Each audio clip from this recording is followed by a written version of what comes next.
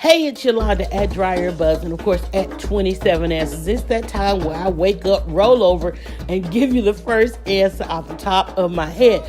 And it's because I slept on it. I probably came up with it the day before, and I said, well, let me sleep on it.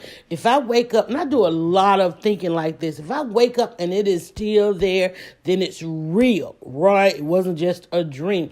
This particular answer comes from when we hear know when to fold them, know when to walk away. And for most of us, we just watched Michelle Obama speaking at Simmons Leadership Conference.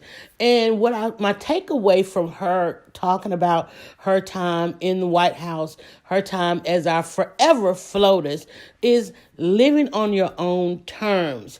The terms and conditions that she came with for her family, for going through the campaign, for their ambitions, for getting their education, for how she would serve as the First Lady, from what her platforms would be, for the priorities she made for her children, for the way that she designed her family and what that would look like and how we would respect that. That's called living on your own terms. And we look now at Michelle Obama and we know that this woman has been living on her own terms from the get-go, redesigning life, reimagining what people thought life would be like. And so I love the conversations that she is now having outside of the office of being the First Lady. Because, they've got pretty much about to have the best life ever as a outgoing or retired, a former First Lady and former President of the United States. We all know they have the best life ever. But when you listen to her talk about how they made the choices, how they put in place the priorities, and I was like, that's boss. What if anything is ever boss, to be able to live on your own terms. And I was thinking about that because I felt like I kind of lived life a little bit different going into the blogger space. It wasn't there when I started. There was no such thing. It's like there was traditional media, and then there was, I think I want to do it this way. And then I found my tribe, of course, the tribe of bloggers. But first we started out as online magazines, but that was the outcome because my why was, as a mom, I wanted to spend more time at home. How do you do that? Got to help create an industry that was going to allow me to, work from home. So I had to then convince the jobs that I had along the way to offer me the flexibility. I had to help each of my jobs to reimagine what work looks like. So I've always been at the forefront, and I'm told I've always been at the forefront of this lifestyle that has ushered in on us that many people are still trying to figure out to this day. Having a flexible job, having a split job. Like I remember going to a company that I work for and say, listen, there are 2 really unproductive hours of the day. We come in and we work really hard for about 4 hours, and then we got about 3 hours in there where everybody's going to lunch, taking breaks and so forth. I'd like to take a 2-hour lunch. Now, mind you, those across the table from me, initially looked at it like, who is she? Who does she think she is? And a lot of people were mad that I wanted to work on my own terms. But I said, listen, here's the exchange. Here's the offer to that. With a 2-hour, with a split day, I could then take care of the priorities that I have at home. I would never, now they don't, who cares? But to be able to say to them that it would reduce the number of times that I would have to call out when an emergency happened or when I needed to take the kids to the doctors or do things at the school. I would be that one that would always be dependable because the other hours of the day, I would be here. There wouldn't be those instances that I wouldn't be here.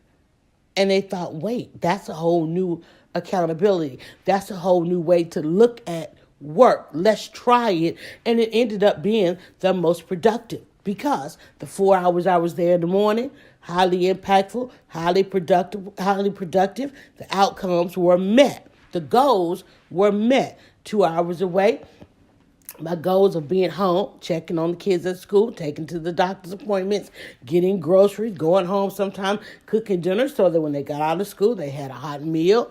All of those things And oh yeah, by the way, blogging, going to events, interview. I would come back from lunch and they were like, "Did we just hear you on the radio? Did we just see you on the news? Did you just interview? Did you just yeah?" But that's neither here nor there because that's my time. And so then after I moved from that job and was able to go into another one, what did you do on the last one? Hey, listen, this is what we tried. So I was able to negotiate my terms. Now, don't think you can say, hey, listen, these are my terms. Not everybody's going to accept your terms. So then what you got to do? You got to know when to walk away. You got to know when to say, this is great, but it's not for me. Okay, don't do it stubbornly. Don't do it when you don't have another plan. Remember I said some people like plan A and that's it. Some people like plan A all the way to Z and they work that. It's about you. It's about your outcomes. I didn't go, and here's how I negotiated. I didn't go in there negotiating for everybody. I didn't go in there negotiating on the fact that somebody else had something. I went in there and said, listen, this is what would benefit us both. You, the company, and me. Right? Yeah, everybody looked like, why is she late from lunch? No, I'm working on my terms. I'm building DryerBuzz on my terms. I'm writing my books on my terms. And where those terms and that ability to walk away really came in handy was when we went into the caregiver space. Let's do this on our terms.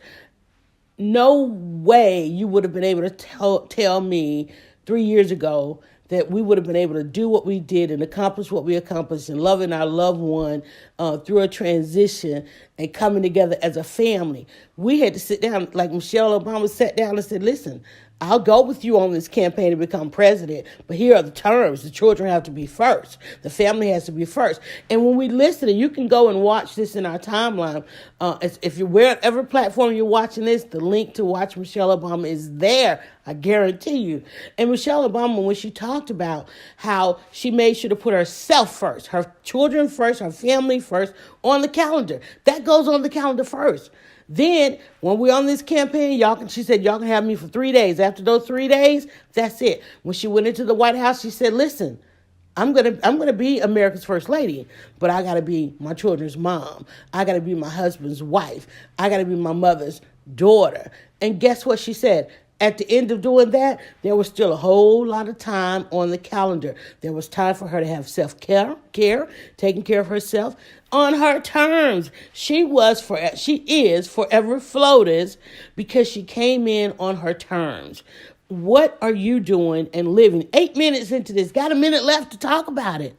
What are you doing on your terms? Stop living for everybody else. It's all right to serve.